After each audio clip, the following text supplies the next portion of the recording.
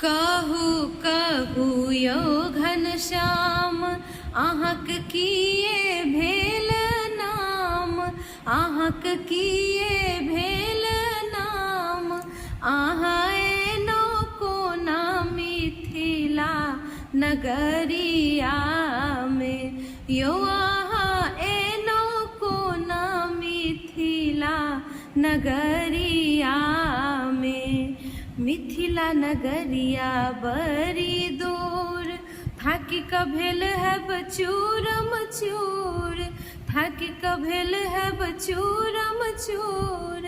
कनी बैसी जाओ बीच फूलबरिया में, यौ अहाँ एनो कोना मिथिला नगरिया में, यौ अहाँ एनो कोना मिथिला नगरिया।